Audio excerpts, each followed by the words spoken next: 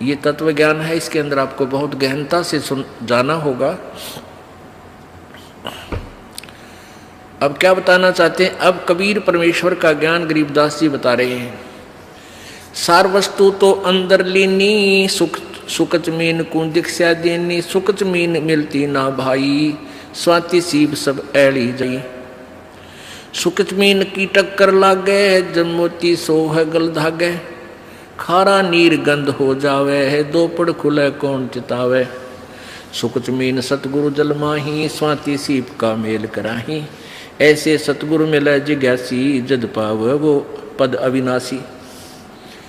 सुकच mean सतगुरु हो आया, जिन ये भेदी भेद बताया, क्रम कुसंगति खारा नीरा, मोती खंड होत नग हीरा, बैरागर धम गिरती पावे, चलता हीरा तुरत लखावे, धम गिरती हीरे को जाने, यूं सतगुरु लावे चोट निशाने।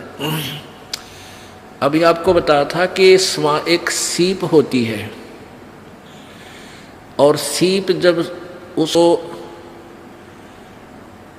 उसमें मोती बनने की एक प्रेरणा बनती है, तो वो ऊपर आ जाती है, उसको प्यास लगती है, वो समुद्र जल ग्रहण नहीं करती, वो समुद्र के ऊपरली सतह पर आ जाती है समुद्र के, और ऊपर से वर्षा जब हो रही होती है उस समय उसका मुंह खुल जाता है।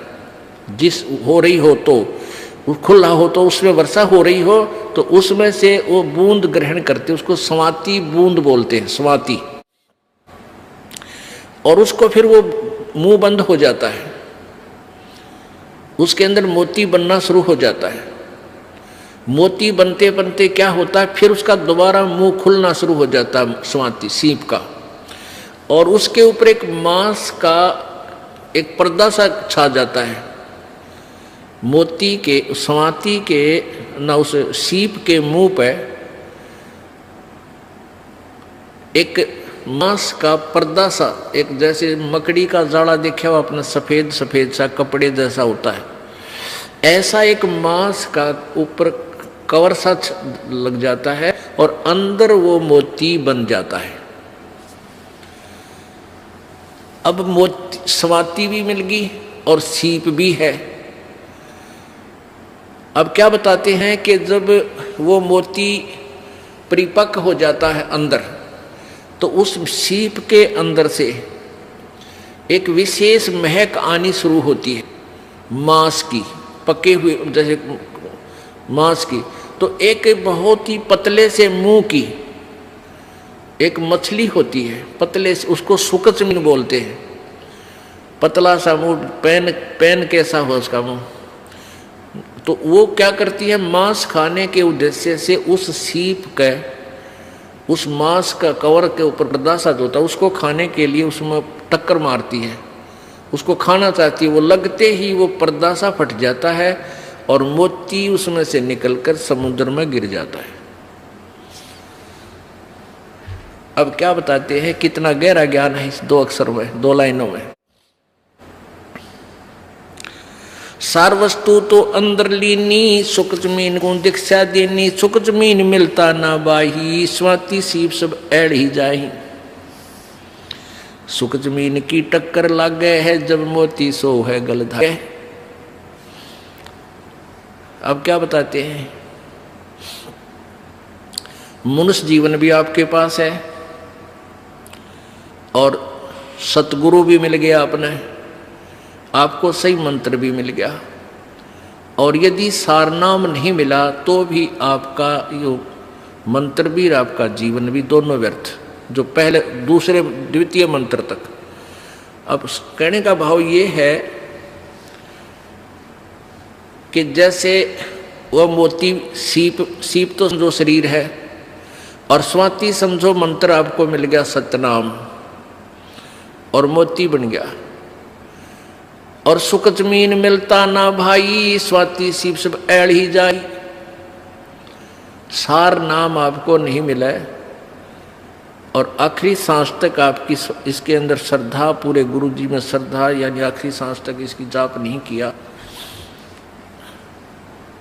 यहाँ एक उदाहरण दिया है कि यदि ये सार नाम आपको नहीं मिलता तो तुम्हारा ये सतनाम तक की कमाई भी और आपका ये जीवन भी व्यर्थ जाता। व्यर्थ का तात्पर्य ये, क्योंकि यहाँ एक विशेष ध्यान से सुनने वाली बातें हैं, घबराना नहीं।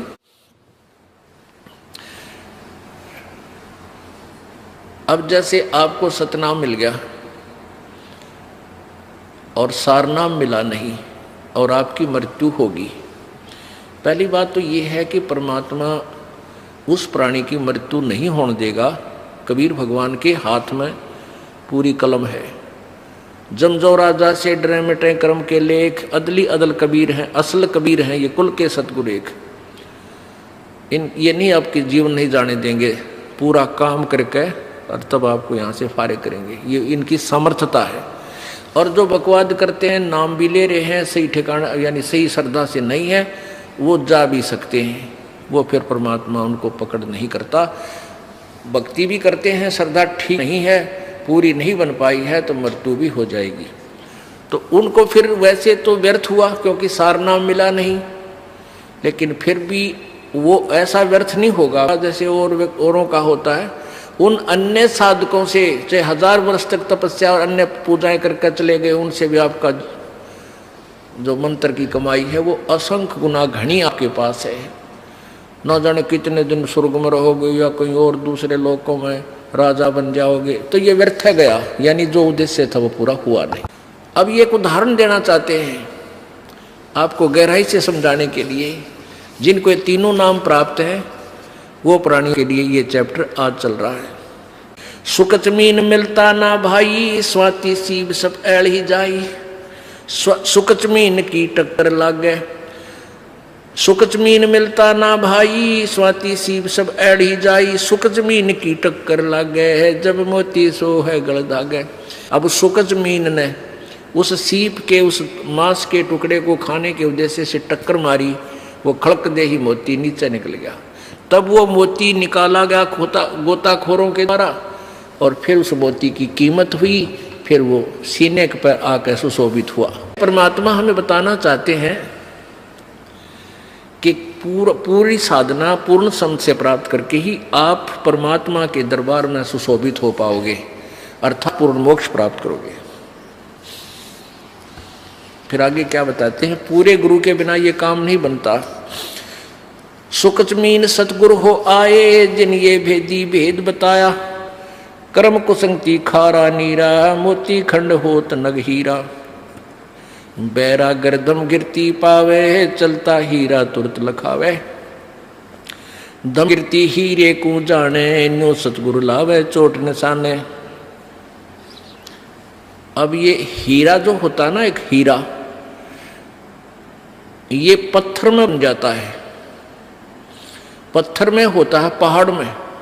और इसकी इतनी ताकत होती है इसमें, ये कुछ ऐसी गर्मी पाकर के वहाँ पहाड़ की, और ये पत्थर को फोड़ता उसके अंदर से चल चल चल करता हुआ चल पड़ता है, जिधर भी इसकी दिशा बन जाती है।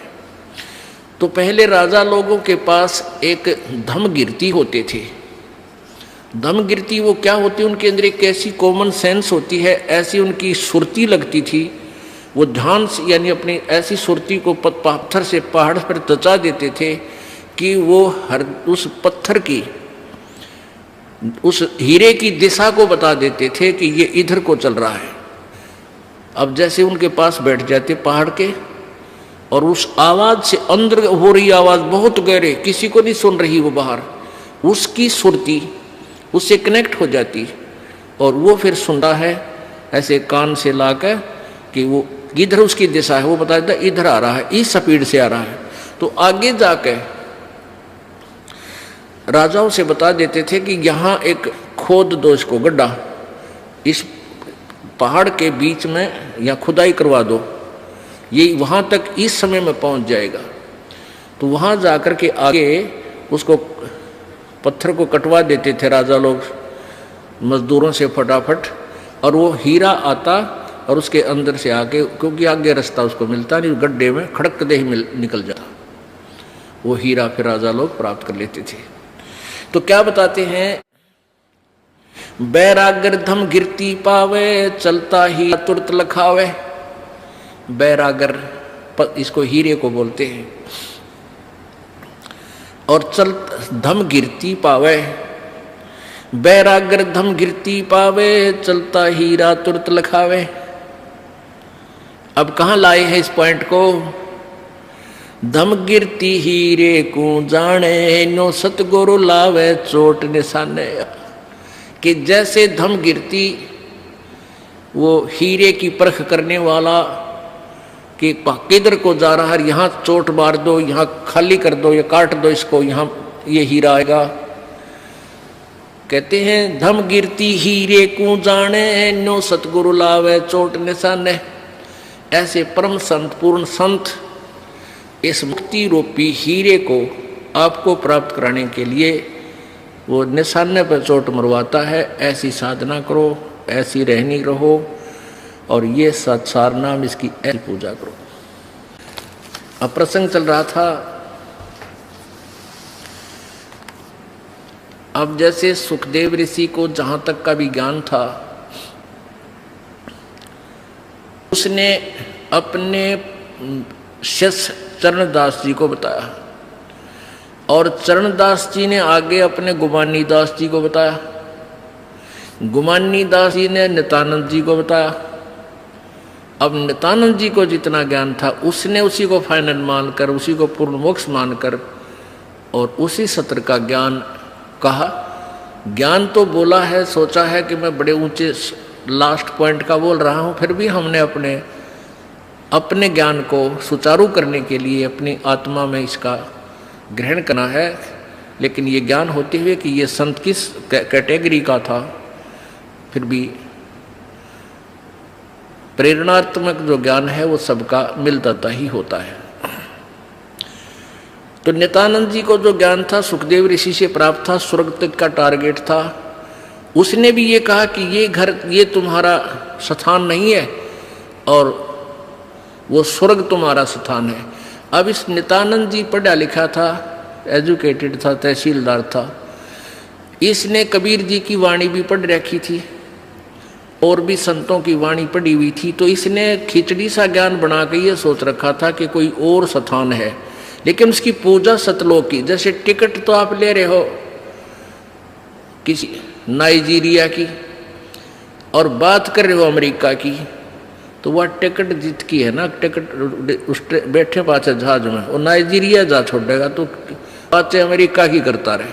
तो जो साधना, जो मंत्र उसके पास था वो स्वर्ग तक का था, और सुनी सुनाई बातें उसने ऊपर की भी कहने की चेष्टा की। अब यहाँ उनकी वाणी में फर्क आ जाएगा।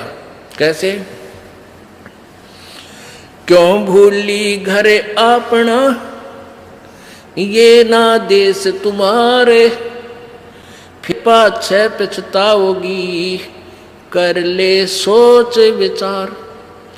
अब नित्यानंद जी अपनी हमें सबको समझाने के लिए अपनी ही आत्मा को प्रेरित करके कह रहा है कि ये तुम्हारा घर नहीं है, ये स्थान तुम्हारा ठिकाना नहीं है, ये मृतलोक है, सबने जाना है।